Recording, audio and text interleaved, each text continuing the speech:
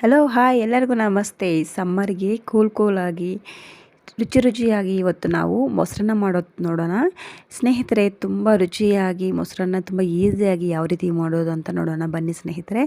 ಇವಾಗ ನಾನು ರೈಸ್ನ ಮಾಡಿಟ್ಕೊಂಡಿದ್ದೀನಿ. ಅದನ್ನು ಈ ರೀತಿ ಒಂದು ಬೌಲ್ ತೊಗೊತಾ ಇದ್ದೀನಿ. ನೀವು ಬಿಸಿ ಬಿಸಿ ಅನ್ನನ ಈ ರೀತಿ ಒಂದು ಬೌಲಲ್ಲಿ ತೆಗೆದುಬಿಟ್ಟು ತಣ್ಣಗೆ ಹಾಕಿಬಿಡಬೇಡಿ. ಬಿಸಿ ಬಿಸಿ ಅನ್ನ ಈ ರೀತಿ ತೆಗೆದುಬಿಟ್ಟು ಚೆನ್ನಾಗಿ ಈ ರೀತಿ ಒಂದು ಸ್ಪೂನ್ ತಗೊಂಡು ಅದನ್ನು ಚೆನ್ನಾಗಿ ಸ್ಮ್ಯಾಶ್ ಮಾಡಿ.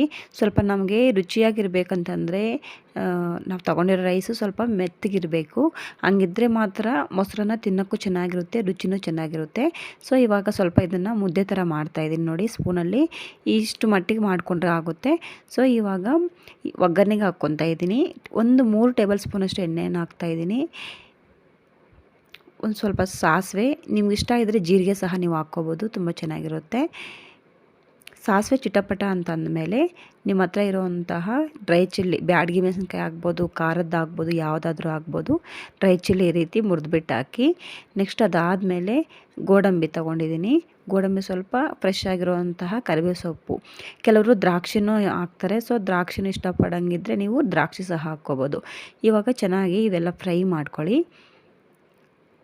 ಒಂದು ಒಳ್ಳೆ ಅರೋಮ ಬರುತ್ತೆ ಗೋಡಂಬಿ ಒಗ್ಗರಣೆಯಲ್ಲಿ ಫ್ರೈ ಮಾಡ್ತಾಯಿದ್ರೆ.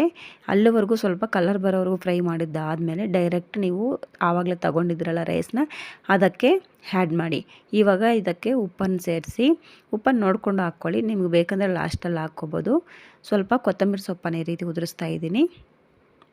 ನೆಕ್ಸ್ಟು ದಾಳಿಂಬೆ ಬೀಜನ ಬಿಡಿಸಿಟ್ಕೊಂಡಿದ್ದೆ, ಅದನ್ನು ಸಹ ಈ ರೀತಿ ಹಾಕ್ತಾಯಿದ್ದೀನಿ.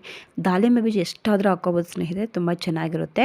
ನೆಕ್ಸ್ಟ್ ನಾನಿಲ್ಲಿ ಅರ್ಧ ಲೀಟ್ರ್ ಮೊಸರು ತಗೊಂಡಿದ್ದೆ, ಅದನ್ನು ಒಂದು ಬೌಲ್ಗೆ ಹಾಕ್ಕೊಂಬಿಟ್ಟು ಚೆನ್ನಾಗಿ ಮಿಕ್ಸ್ ಮಾಡಿ ಹಾಕ್ತಾಯಿದ್ದೀನಿ. ಪಾಕೆಟಿಂದ ಡೈರೆಕ್ಟ್ ಹಾಕಬೇಡಿ, ಒಂದು ಬೌಲಲ್ಲಿ ಮಿಕ್ಸ್ ಮಾಡಿಬಿಟ್ಟು ಈ ರೀತಿ ನಿಮ್ಗೆ ಎಷ್ಟು ಬೇಕಷ್ಟು ನೋಡಿಬಿಟ್ಟು ಕಲಿಸ್ಕೊಡಿ.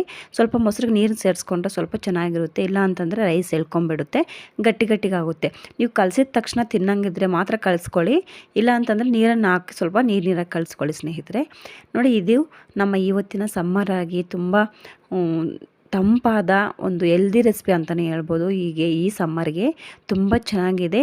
ಸಿಂಪಲ್ಲಾಗಿ ಯಾವ ರೀತಿ ಮೊಸರನ್ನ ಮಾಡಬೇಕು ಅಂತ ಅಂದ್ಬಿಟ್ಟು ನೋಡಿದ್ರಲ್ಲ ಸ್ನೇಹಿತರೆ. ನಿಮ್ಗೆ ಇಷ್ಟ ಆಗಿದ್ದರೆ ವಿಡಿಯೋ ಒಂದು ಲೈಕ್ ಕೊಡಿ, ಚಾನಲ್ ಸಬ್ಸ್ಕ್ರೈಬ್ ಮಾಡ್ಕೊಳ್ಳಿ ಪ್ಲೀಸ್.